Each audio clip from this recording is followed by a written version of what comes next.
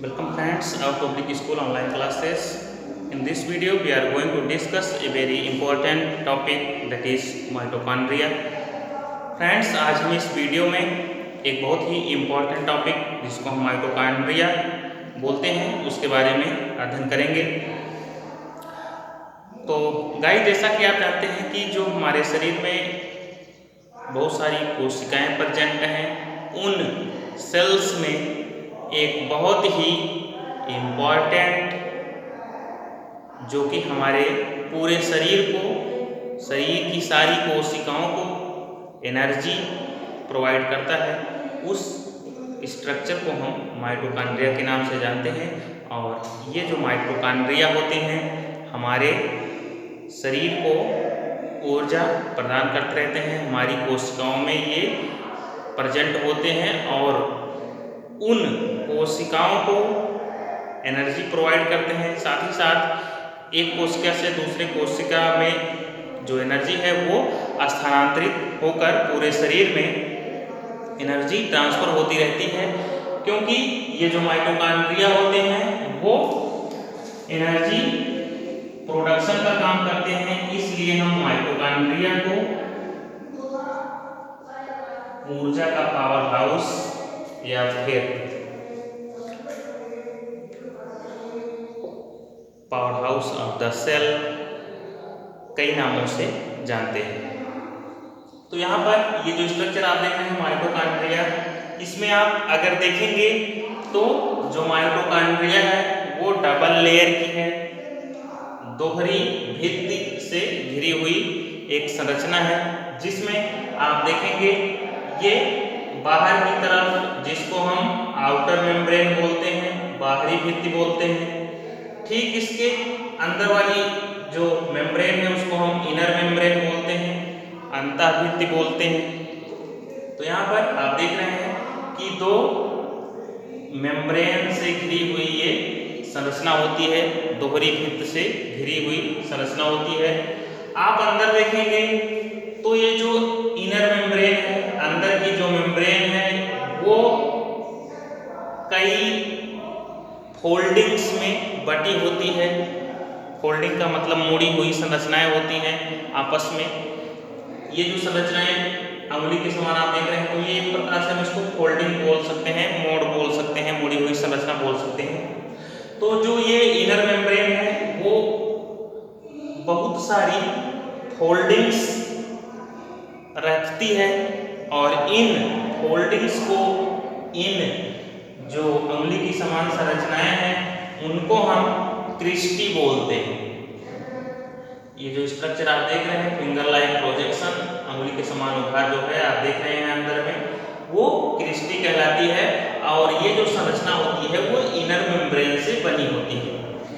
अब आप ये देखेंगे कि इनर मेम्ब्रेन के अंदर जो भी इसमें मैटर भरा हुआ है, जो भी मैट्रिक्स भरा हुआ है, उस स्ट्रक्चर को हम माइटोकॉन्ड्रियल मैट्रिक्स या फिर सामान्य तौर पर मैट्रिक्स बोलते हैं। एक और स्ट्रक्चर आप देखेंगे कि ये जो क्रिस्टी के समान संरचनाएं हैं उस पर कुछ इस तरह का स्ट्रक्चर आपको यहाँ पर दिख रहा है।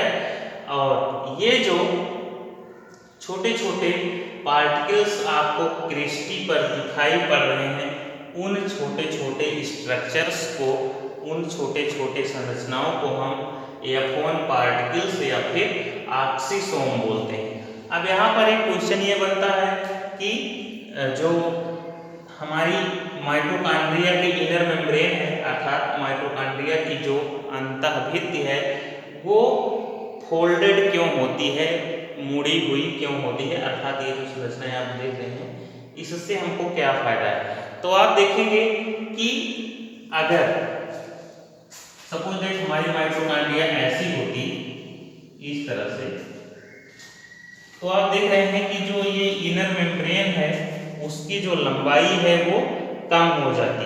लेकिन अगर हम इसी को अंदर में कुछ इस तरह से मोड़ मोड़ कर रख दें तब क्या होगा, तब ये होगा कि जो इसका एरिया है, जो इसका क्षेत्रफल है, आप देखेंगे कि ये इंक्रीज हो जाएगा। इसका जो क्षेत्रफल है इनर मेम्ब्रेन का वो बढ़ जाएगा। उससे फायदा ये होता है कि जो इसकी फंक्शन की एक्टिविटी होती है वो बढ़ जाती है। तो आइए हम एक एक पॉइंट करके देखते हैं कि माइटोकॉन्ड्रिया क्या है और इसके फंक्शन क्या है। तो पहला पॉइंट हम देखते हैं, mitochondria are the power house of the cell. पहला पॉइंट ये कहता है कि जो माइटोकॉन्ड्रिया होते हैं उसको हम कोशिका का ऊर्जा घर, ऊर्जा गृह या फिर कोशिका का पावर हाउस बोलते हैं। क्यों बोलते हैं? क्योंकि जो हमारे शरीर में जितनी भी सेल्स पाई जाती हैं उनमें जो माइटोकॉन्ड्रिया होते हैं, वो जो माइटोकॉन्ड्रिया होते हैं उनमें भोजन का ऑक्सीडेशन होता है।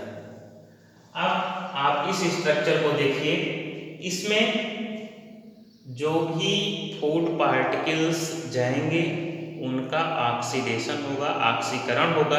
उस ऑक्सीकरण से जो एनर्जी निकलेगी उस एनर्जी को ये एटीपी के रूप में स्टोर करेगी।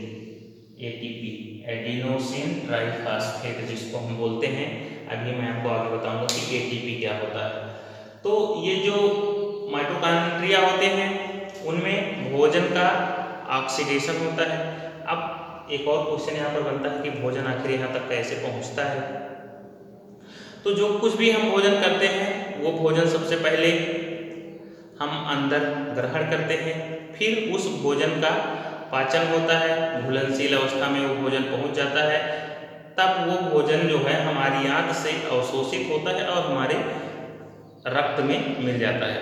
उस रक्त में मिलने से वो पूरे शरीर में सर्कुलेट होता है और उसी सर्कुलेशन के दौरान वो जो भोजन होता है वो माइटोकॉन्ड्रिया तक पहुंच जाता है। ग्लूकोज या फिर जो भोजन हमारे शरीर को हम फूड स्टोर करते हैं उसको हम ग्लाइकोजन के रूप में स्टोर करते हैं, और जो ग्लूकोज होता है वो घुलनशील होता है, आप जानते हैं। उसी ग्लूकोज को तोड़कर ऊर्जा यहाँ पर मुक्त होती है। तो जो भी ग्लूकोज यहाँ पर पहुँचता है उसको तोड़कर ऊर्जा में परिवर्तित कर दिया जाता है, जिसको एटीपी के रूप में स्टोर करती है। अब उसी एटीपी को ये माइटोकॉन्ड्रिया जो है सप्लाई करती है, और एटीपी में जो है जो भी बॉन्ड होते हैं, बंध होते हैं, उन एटीपी के जो बॉन्ड्स होते हैं उनको तोड़ने पर एनर्जी मिलती है, और उसी एनर्जी को फिर शरीर की कोशिकाएं और हमारा शरीर जो है उपयोग में लाता है। तो यहाँ पर आपने ये जाना पहले पॉइंट के अकॉर्डिंग कि हम इसको माइटोकॉन्ड्रिया को कोशिका का पावर हाउस बोलते हैं। पावर हाउस क्यों बोलते हैं? क्योंकि ये जो माइटोकॉन्ड्रिया होता है वो ऊर्जा का प्रोडक्शन करता है, एनर्जी प्रोवाइड करता है हमारे शरीर को। एक और चीज यहाँ पर इम्पोर्टेंट है, इसकी जो खोज थी अल्टमान ने किया था। अल्टमान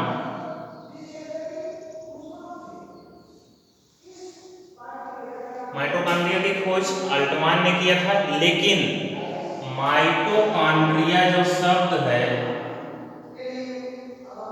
माइटोकॉन्ड्रिया टर्म या माइटोकॉन्ड्रिया नेम हम बोल सकते हैं, ये जो है सी बेंडा ने दिया था।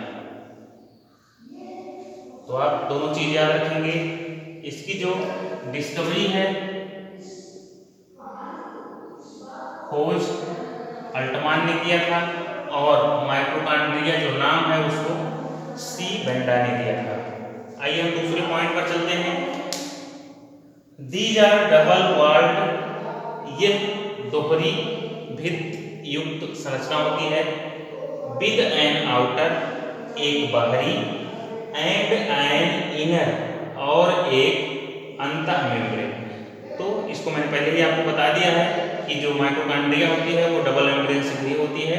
बाहर की जो मेम्ब्रेन होती है, बाहर की जो झिल्ली होती है उसको हम आउटर मेम्ब्रेन बोलते हैं, बाहरी झिल्ली बोलते हैं या बाहरी भित्ति बोलते हैं।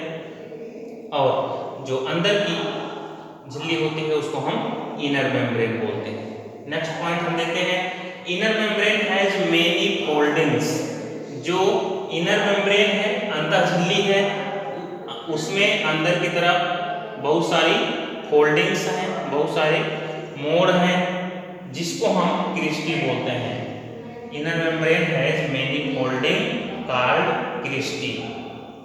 अंतः जो मेम्ब्रेन है उसमें कई फोल्डिंग होती है जिसको हम क्रिस्टी बोलते हैं, ये फिंगर लाइक प्रोजेक्शन जिसको हम क्रिस्टी बोलते हैं। अब नेक्स्ट पॉइंट देते हैं, क्रिस्टी कंसिस्ट सेवरल। कंसिस्ट मतलब होता है रखना, सेवरल मीन्स बहुत, स्मॉल पार्टिकल्स छोटे कण कॉल्ड ऑक्सीसोम। जो क्रिस्टी होते हैं उसमें छोटे छोटे पार्टिकल्स लगे होते हैं, छोटे छोटे कण लगे होते हैं, जिनको हम ऑक्सीसोम या फिर F1 पार्टिकल भी बोलते हैं। इसको F1 पार्टिकल्स। तो इस क्रिस्टी पर जो ये छोटे छोटे स्ट्रक्चर आप देख रहे हैं, इसको थोड़ा बड़ा करके बनाया गया है, यही जो है ये F1 पार्टिकल या फिर ऑक्सीसोम कहलाता है। नेक्स्ट पॉइंट हम देखते हैं, ऑक्सीसोम, जिसको हम यहाँ पर F1 पार्टिकल के नाम से भी जानते हैं। Oxysomes are related with ATP production. तो ये जो F1 पार्टिकल्स या फिर हम जिसको ऑक्सीसोम भी बोलते हैं, उनका काम होता है एटीपी प्रोडक्शन करना, एटीपी का फॉर्मेशन करना, अर्थात ये एटीपी बनाते हैं। अभी हमने आपको बताया था कि अब हम जानेंगे कि एटीपी क्या होता है। तो आपसे कोई अगर पूछता है कि एटीपी क्या है, तो इसको हम बोलते हैं एडेनोसिन ट्राइफॉस्फेट।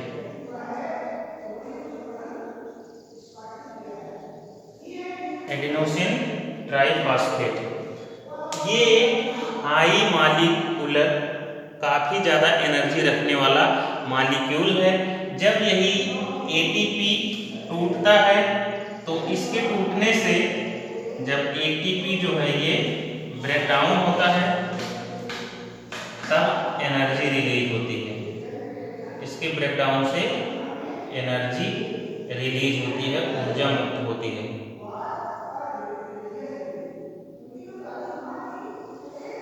तो आप ध्यान रखेंगे कि जो एटीपी का फॉर्मेशन है वो माइटोकॉन्ड्रिया के भीतर होता है और इसमें जो मुख्य भूमिका होती है F1 पार्टिकल्स या फिर ऑक्सीसोम की होती है।